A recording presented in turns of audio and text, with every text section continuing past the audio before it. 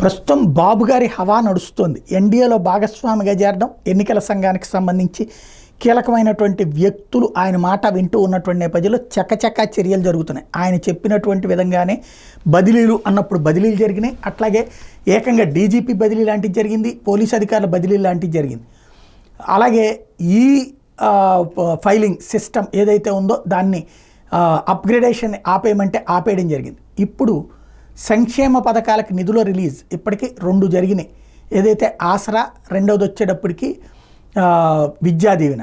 ఇప్పుడు మళ్ళీ రైతులకు ఇచ్చేటటువంటి ఇన్పుట్ సబ్సిడీకి సంబంధించినటువంటి నిధులు రిలీజ్ అవుతున్నాయి. అట్లాగే మరొక వైపున బిల్లుల చెల్లింపులు చకచకా చేసుకుపోతున్నారు. తాజాగా 4,000 కోట్ల రూపాయల బిల్లులు చెల్లించేస్తున్నారు.